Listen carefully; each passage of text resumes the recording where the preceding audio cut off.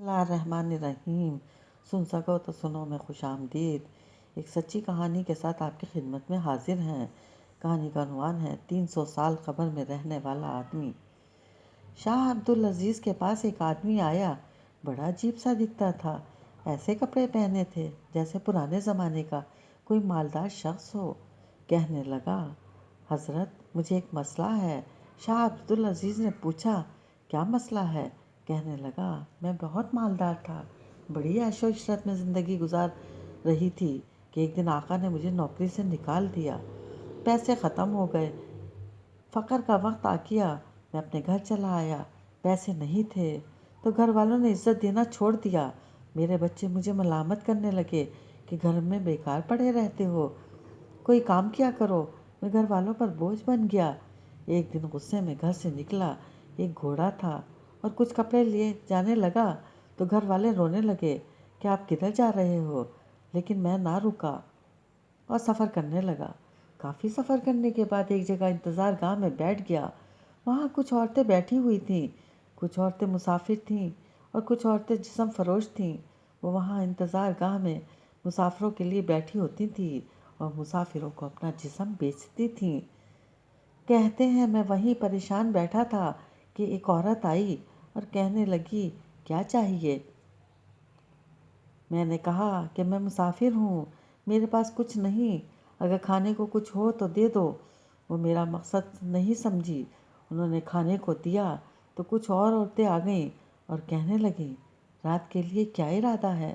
میں نے کہا، میرے پاس اگر سفر کرنے کے بھی پیسے نہیں، جو کھانا دیا ہے اس کے بدلے مجھ سے کوئی مزدوری کروا لو۔ اتنے میں ایک عورت آئی اور مجھ سے بار بار پوچھنے لگی کہ آپ کیوں پریشان ہو؟ تو میں نے پورا واقعہ بتا دیا کہ گھر والوں نے گھر سے نکال دیا ہے، میں کہیں مزدوری ڈھونڈنے کے لیے نکلا ہوں اور میرے پاس پیسے بھی نہیں۔ تو اس نے میرا ہاتھ پکڑا اور گھر کی طرف لے جانے لگی۔ میں نے کہا کہ میں آپ کے ساتھ نہیں جا سکتا، میں غریب بندہ ہوں۔ وہ مجھے زبردستی کھینچ کر گھر کے اندر لے گئی اور کہنے لگی کہ گھبراؤ نہیں، مجھے ایک حال پر ترس آ گیا ہے، میں جسم مجبوری میں بیچتی ہوں۔ وہ مجھے کمرے میں لے گئی اور ایک تھیلی نکالی، اس میں 10 دینار تھے۔ وہ مجھے دیے اور کہنے لگی، یہ پیسے میں نے جسم بیچ کر نہیں کمائے، میں نے مزدوری کر کے کمائے ہیں۔ یہ پیسے میں نے اپنے کفن دفن کے لیے رکھے تھے کہ میں نے ساری عمر جسم فروشی کر کے پیسے کمائے ہیں، لیکن اپنا کفن حرام کے پیسے سے نہیں لوں گی، اس لیے میں نے مزدوری کر کے کمائے، یہ پیسے آپ لے لو، تو اگر ہو سکے تو واپس دے دینا، اگر نہ ہوئے تو ساری زندگی یوں ہی گناہوں میں گزر رہی ہے، اگر حرام کے پیسوں کے کفن میں دفن ہوئی تو کوئی بات نہیں۔ 10 دینار لے کر میں وہاں سے چل دیا کہ ایک جگہ ایک مالدار آدمی کو دیکھا۔ میں اس کے پاس گیا اور کہا کہ حضرت مسافر اور غریب آدمی ہوں، کوئی مزدوری چاہیے۔ وہ کہنے لگا، کون سا کام کر سکتے ہو؟ میں نے کہا، ہر کام کر سکتا ہوں، فقر و فاقہ اور پریشانیوں کا مارا ہوا ہوں، ایک عورت سے 10 دینار قرض لے کر آیا ہوں، جو بھی کام بولو گے کروں گا۔ انہوں نے مجھے اپنے ساتھ مزدوری پر رکھ لیا۔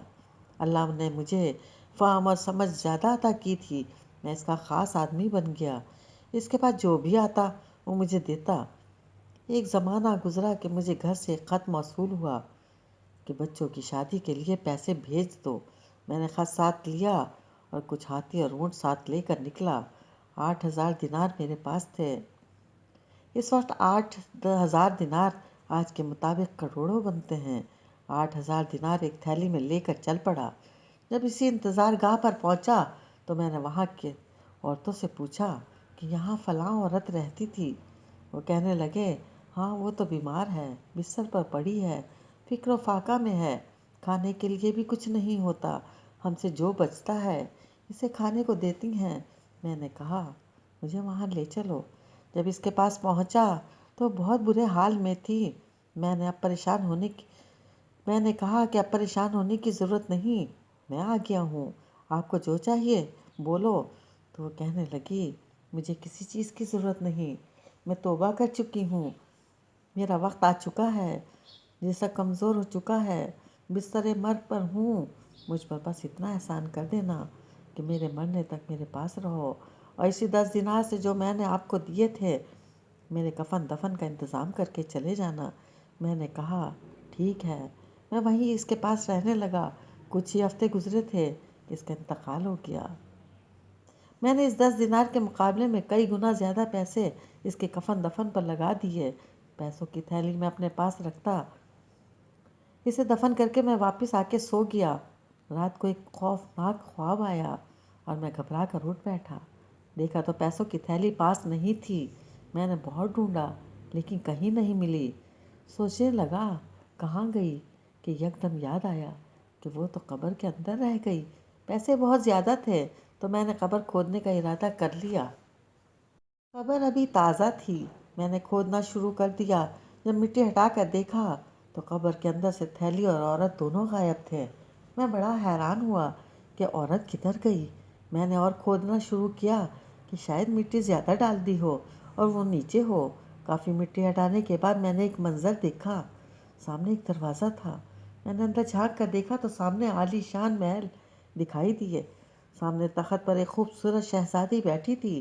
میں گھبرا گیا کہ شاید میں کسی اور دنیا میں آ گیا ہوں۔ اگر بادشاہ نے دیکھ لیا تو سر قلم کر دے گا۔ میں بھاگنے لگا تھا کہ نوکروں نے پکڑا اور شہزادی کے پاس لے گئے۔ وہ کہنے لگی آپ نے مجھے پہچانا نہیں؟ میں نے کہا نہیں۔ کہنے لگی میں وہی عورت ہوں جس کو آپ نے اپنے ہاتھوں سے دفنایا تھا۔ میں نے پوچھا یہ سب کیسے ہوا؟ کہنے لگی میں نے ساری عمر جسم بیچا تھا۔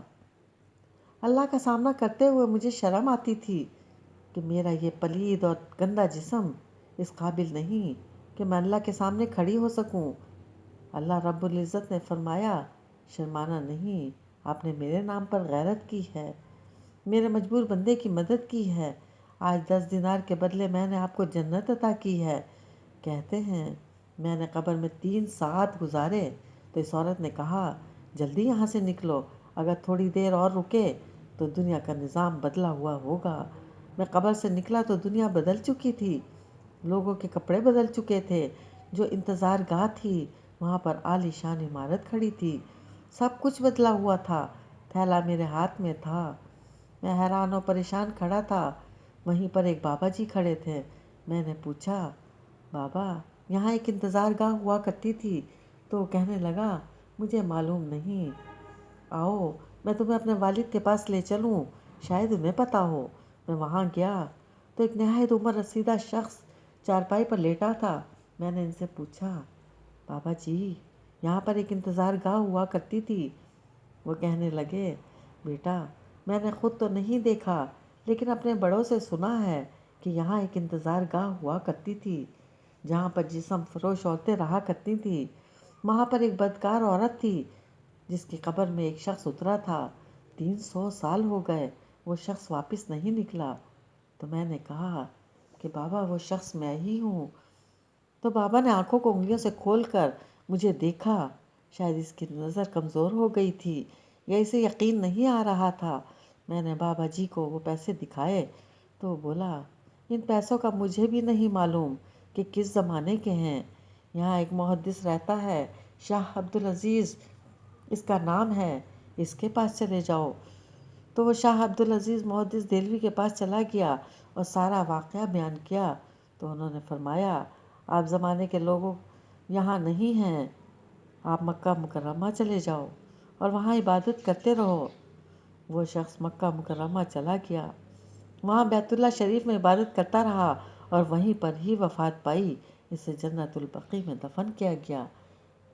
اس واقعے کو شاہ عبدالعزیز نے نقل کیا ہے جو بہت بڑے محدث تھے۔